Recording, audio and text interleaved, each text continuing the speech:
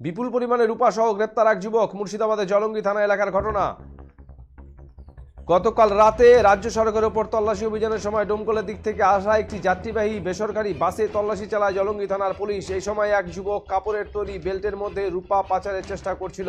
Police তল্লাশি চালিয়ে তার কাছ থেকে 12 কেজি রূপা সহ 48,000 নগদ টাকা উদ্ধার করে। এরপরে এই যুবককে গ্রেপ্তার করা হয়। পুলিশ সূত্রে জানা যায় এই যুবকের নাম সেলিম শেখ। তার বাড়ি জলঙ্গির দক্ষিণ ঘোষপাড়া এলাকায়। কি উদ্দেশ্যে কোথা থেকে কোথায় এত বিপুল পরিমাণ রূপা নিয়ে যাচ্ছিল সে তার তদন্ত করছে পুলিশ। পাশাপাশি নির্দিষ্ট আইনে তার বিরুদ্ধে মামলা রুজু করা হয়েছে। পুলিশ হেফাজতের আবেদন জানিয়ে তাকে আজ জেলা আদালতে তোলা হবে বলে জানা গেছে।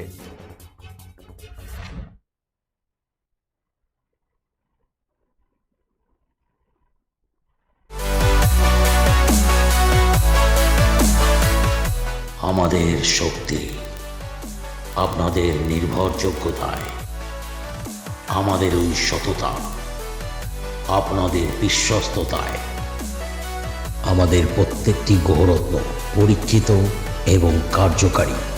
স্বর্ণ শিল্পের শিল্পী Dutta jewellers, PS road, hotel BD building, Cooch Behar.